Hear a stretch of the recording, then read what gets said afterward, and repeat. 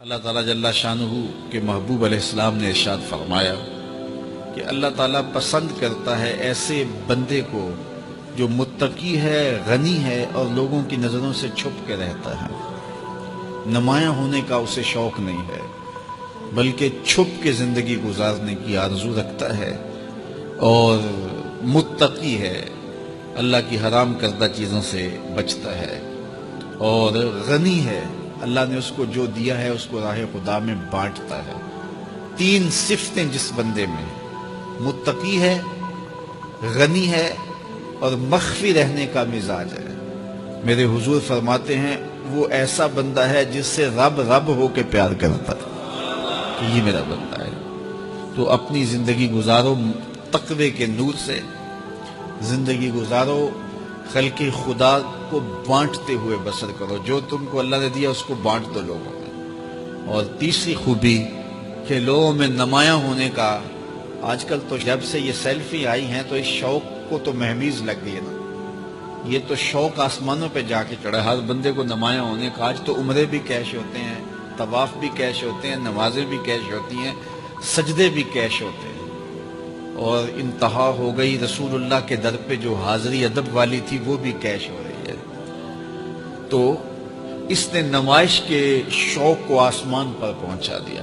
لیکن اللہ کس کو پسند کرتا ہے؟ جو چھپ کے رہتا ہے، جو پوشیدہ رہتا ہے۔ نمایاں رہنا، اس میں بہت زیادہ آفتیں ہیں، بہت زیادہ آفتیں ہیں۔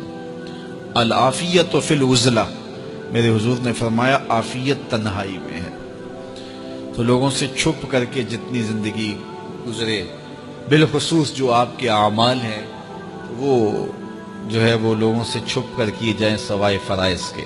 ایک شخص نے حضور کی خدمت میں سوال کیا، حضور لوگوں میں سب سے اچھا شخص کون سا ہے؟ تو آقا کریم نے کیا جواب دیا؟ جس کی عمر زیادہ ہو، عمل اچھے ہوں۔ تو کہا پھر لوگوں میں سب سے شریر آدمی کون سا ہے؟ سب سے برا آدمی کون سا ہے؟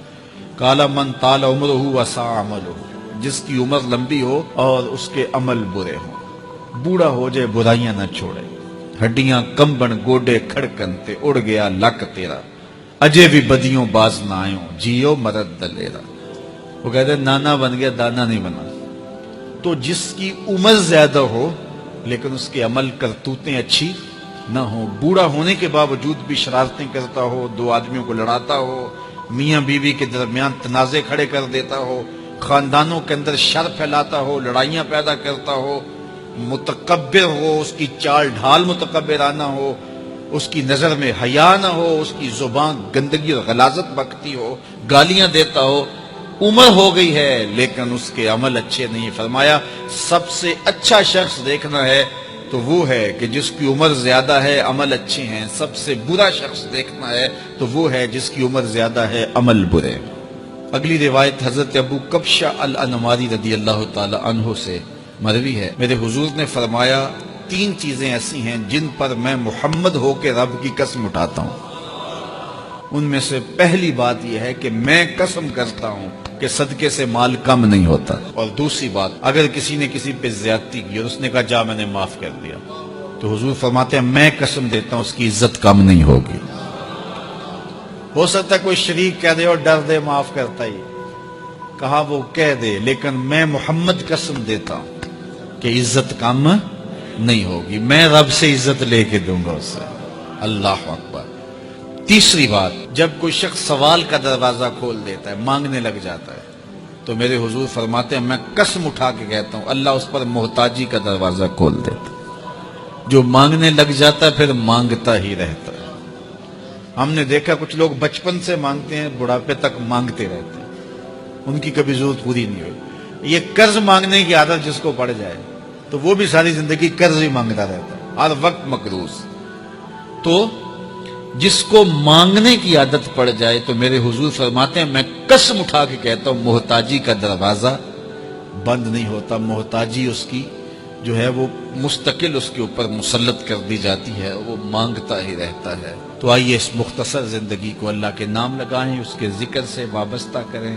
دنیا میں چار طرح کے لوگ پائے جاتے ہیں۔ پہلا بندہ وہ جس کو اللہ نے مال بھی دیا ہے، علم بھی دیا ہے، شعور بھی ہے، ضروریات دین کا علم بھی ہے، اللہ تعالیٰ نے اس کو فہم عطا کیا ہے، علم دیا ہے، اور وہ اس مال میں اپنے رب سے ڈرتا ہے، کہ اس کو غلط جگہ خرچ نہیں کرنا، اور صلہ رحمی بھی کرتا ہے، رشتہ داروں کے حقوق کا خیال بھی رکھتا ہے، اس میں جو اللہ کا حق ہے اس کو بھی ادا کرتا ہے، صلہ رحمی بھی کرتا ہے، اللہ کا حق ادا بھی کرتا ہے، اور جو ہے وہ اللہ سے ڈرتا بھی ہے، مال کو غلط خرچ بھی نہیں کرتا۔ میرے حضور فرماتے ہیں کائنات میں سب سے افضل شخص دیکھنا ہے تو یہ شخص ہے، کائنات میں سب سے افضل شخص یہ ہے کہ جس کو مال بھی دیا گیا اور جس کو علم بھی دیا گیا، اور وہ گڑبڑ نہیں کرتا، وہ اللہ سے ڈرتا ہے، صلہ رحمی کرتا ہے اور مال کا حق ادا کرتا ہے، تو یہ سب سے افضل شخص ہے۔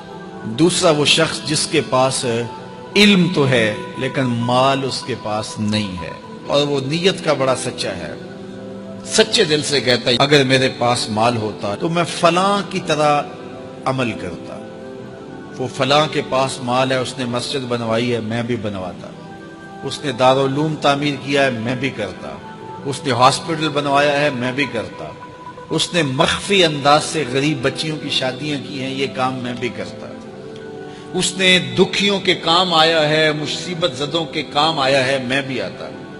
تو وہ کہتا ہے کاش کہ میرے پاس، اور یہ سچے دل سے کہہ رہا ہے، یہ نہیں کہ ہوتا تو پھر یہ اوپر اس میں کہہ رہا ہے ہو تو پھر تیور ہی بدل جاتے ہیں۔ صادق کو نیت ہوتا ہے کہ اگر واقعی اس کو وہ نصیب ہو جائے تو وہ وہیں کھڑا نظر آئے، تو حضور فرماتے ہیں وہ ہو بھی سچی نیت والا، سچی نیت والا، اور وہ کہتا ہے اللہ مجھے اگر مال دے میں فلاں کی طرح عمل کروں گا۔ میرے رسول فرماتے ہیں قیامت کے دن جب نامہ اعمال تولا جائے گا دونوں کے عمل برابر ہوں گے، اس نے خرچ کیا اور اس نے صرف نیت کی تو دونوں برابر کھڑے ہوں گے۔ اس نے مسجد بنائی، دارالعلوم بنایا، اس نے بنایا کچھ نہیں تھا، نیت کی تھا، دیکھو نا علم تھا، علم کی وجہ سے نمبر لے گیا۔ کہتا مالک میرے پاس ہوتا میں یوں کرتا، کیا کچھ نہیں، نہ ہوا نہ کیا، لیکن قیامت کے دن جب نامہ اعمال تونے کے برابر کھڑے ہوں گے۔ اچھا، تیسرا شخص جس کو اللہ نے مال دیا ہے لیکن علم نہیں دیا، مال کی فراوانی ہے لیکن علم نہیں ہے، شعور نہیں ہے، جہالت کی وجہ سے وہ مال میں گڑبڑ کرتا ہے، اور اپنے رب سے بھی نہیں ڈرتا، ولا یصل رحمہ، اور صلہ رحمی بھی نہیں کرتا، اور اس کے اندر اللہ کا جو حق تھا وہ بھی ادا نہیں کرتا۔ میرے رسول فرماتے ہیں کائنات میں سب سے زیادہ خبیث بندہ دیکھنا ہے تو یہ کھڑا ہے، سب سے زیادہ منزل کے اعتبار سے خبیث ترین شخص یہ کھڑا ہے۔ چوتھا شخص کون سا ہے؟ جس کے پاس علم بھی نہیں ہے، جس کے پاس مال بھی نہیں ہے، اور وہ کہتا ہے کہ اگر میرے پاس مال ہوتا تو میں بھی فلاں کی طرح عیش کرتا، میں بھی یوں موج میلہ کرتا، مستیاں کرتا، شرابوں کے جام لڑاتا، یوں ناچ گانا کی محفلیں، رقص و سرود کی مجالس منعقد کرتا، میں بھی پھر من کی خوشیاں پوری کرتا۔ تو وہ جہالت کی وجہ سے وہ کہتا ہے کہ اگر میرے پاس مال ہوتا تو میں بھی اس کی طرح عیش و عشرت کرتا۔ اللہ اکبر۔ میرے رسول فرماتے ہیں کل قیامت کے دن جب نامہ اعمال تولے جائیں گے تو دونوں ایک ہی جگہ پہ کھڑے ہوں گے، اس نے کیا بھی کچھ نہیں لیکن اس کے ساتھ کھڑا ہوگا۔ اب ان چار لوگوں میں سے کسی ایک جگہ تو کھڑا ہونا ہے ہم نے، جس کو اللہ نے مال بھی دیا ہے، علم بھی دیا ہے، تو وہ کہاں کھڑا ہوتا ہے؟ اور جس کے پاس علم ہے مال نہیں، جس کے پاس مال ہے علم نہیں، جس کے پاس نہ علم ہے نہ مال ہے، تو ہم میں سے ہر شخص کسی ایک پوزیشن میں تو ہے۔ اب ہم اپنے آپ کو کھڑا کریں اور ساری زندگی پھر وہاں کھڑا رکھیں، خیر کی راہ پہ کھڑا کریں کہ مالک شعور بھی دے، اپنی راستے کے اندر خرچ کرنے کی توفیق بھی دے، مال بھی دے اور توفیق بھی دے، تاکہ میں ان بندوں میں سے ہو جاؤں جن پہ تیری رحمتوں کا نزول ہوتا ہے۔